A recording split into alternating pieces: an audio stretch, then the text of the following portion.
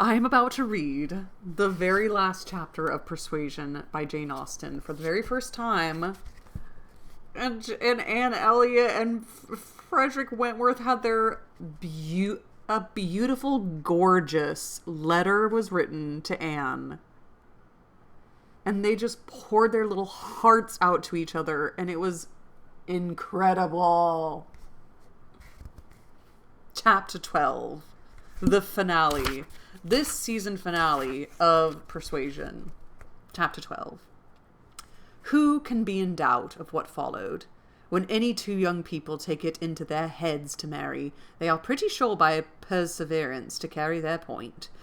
Be they ever so poor, ever so imprudent, or ever so little likely to be necessary to each other's ultimate comfort. This may be bad morality to conclude with, but I believe it to be truth. And if such parties succeed, who should Captain Wentworth and an Anne Elliot,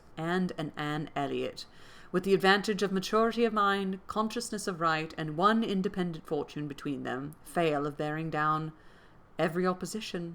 They might, in fact, have borne down a great deal more than they met with, but there was little to distress them beyond the want of graciousness and warmth. Sir Walter made no objection, and Elizabeth did nothing worse than look cold and unconcerned. Captain Wentworth, with £25,000, and as high in his profession as merit and activity could place him, was no longer nobody. He was now esteemed quite worthy to address the daughter of a foolish spendthrift baronet, who had not had principle or sense enough to maintain himself in the situation in which Providence had placed him, and who could give his daughter at present but a small part of the share of £10,000, which must be hers hereafter. Sir Walter, indeed, though he had no affection for Anne, and no vanity flattered, to make him really happy on the occasion, was very far from thinking it a bad match for her. On the contrary, when he saw more of Captain Wentworth, saw him repeatedly by daylight, and eyed him well, he was very much struck by his personal claims, and felt that his superiority of appearance might not be unfairly balanced against her superiority of rank, and all this, assisted by his well-sounding name, enabled Sir Walter to at last to prepare his pen with a very good grace of the insertion of the marriage in the volume of honour. The only one among them whose opposition of feeling could excite any serious anxiety was, you guessed it, Lady Russell. Anne knew that Lady Russell must be suffering some pain in understanding and relinquishing Mr. Elliot, and be making some struggles to become truly acquainted with and do justice to Captain Wentworth. This, however, was what Lady Russell had now to do. She must learn to feel that she had been mistaken with regard to both, that she had been unfairly influenced by appearances in each, that because Captain Wentworth's manners had not suited her own ideas, she had been too quick in suspecting them to indicate a character of dangerous impetuosity, and that because Mr. Elliot's manners had precisely pleased her in their propriety and correctness, their general politeness and suavity, she had been too quick in receiving them as the certain result of the most correct opinions and well-regulated mind. There was nothing less for Lady Russell to do than to admit that she had been pretty completely wrong, and to take up a new set of opinions and hopes. There is a quickness of perception in some, and a nicety in the discernment of character, a natural penetration, in short, which no experience in others can equal, and Lady Russell had been less gifted in this part of understanding than her young friend. But she was a very good woman, and if her second object was to be sensible and well-judging, her first was to see Anne happy. She loved Anne better than she loved her own abilities, and when the awkwardness of the beginning was over, found little hardship in attaching herself as a mother to the man who was securing the happiness of her other child. Of all the family, Mary was probably the one most immediately gratified by the circumstance. It was creditable to have a sister married, and she might flatter herself with having been greatly instrumental in the connection by keeping Anne with her in the autumn, and as her own sister must be better than her husband's sister, it was very agreeable that Captain Wentworth should be a richer man than either Captain Benwick or Charles Hayter. She had something to suffer, perhaps, when they came into contact again, in seeing Anne restored to the rights of seniority, and the mistress of a very prudent landaulet.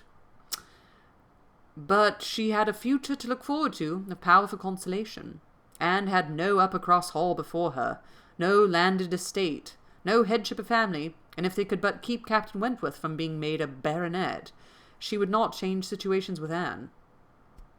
It would be well for the eldest sister if she were equally satisfied with her situation, for a change is not very probable there. She had soon the mortification of seeing Mr. Elliot withdraw, and no one of proper condition has since presented himself to raise even the unfounded hopes which sunk with him.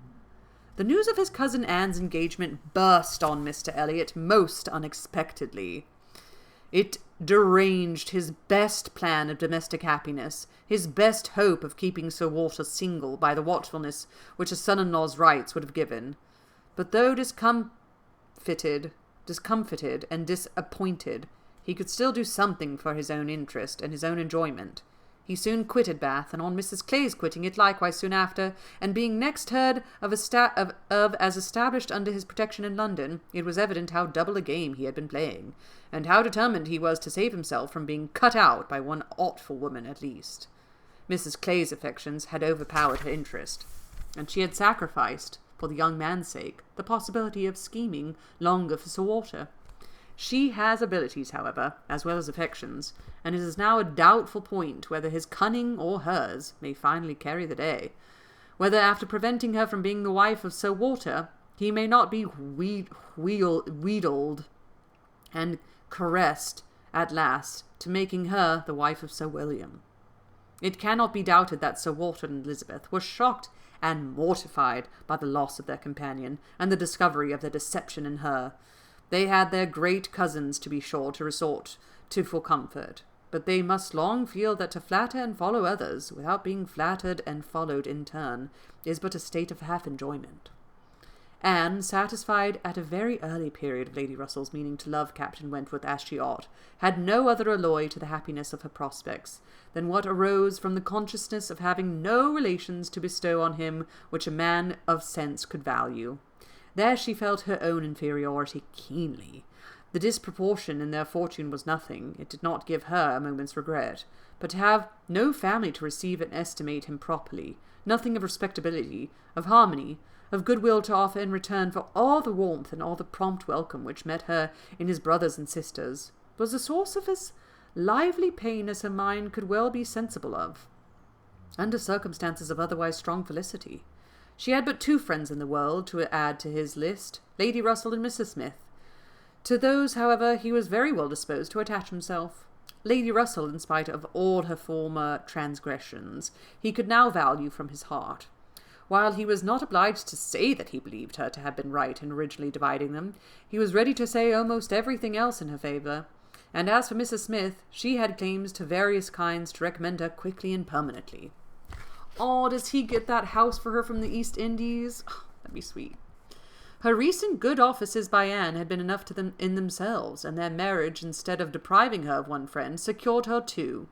She was their easiest visitor in their settled life, and Captain Wentworth, by putting her in the way of recovering her husband's property in the West Indies, by writing for her, acting for her, and seeing her through all the petty difficulties of the case, with the activity and exertion of a fearless man and a determined friend, fully requited the services which she had rendered, or ever meant to render, to his wife. Mrs. Smith's enjoyments were not spoiled by this improvement of income, with some improvement of health, and the acquisition of such friends to be often with, for her cheerfulness and mental alacrity did not fail her, and while these prime supplies of good remained, she might have bid defiance even to greater accessions of worldly prosperity. She might have been absolutely rich and perfectly healthy, and yet be happy.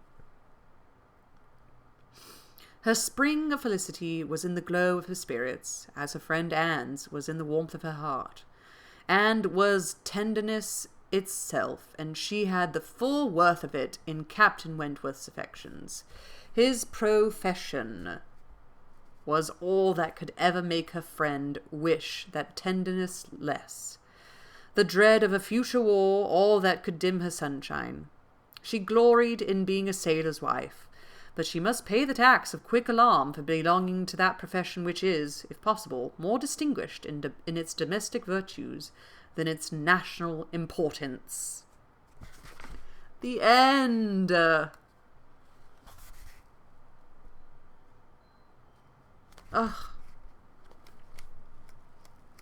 There's this like long lost chapter 10.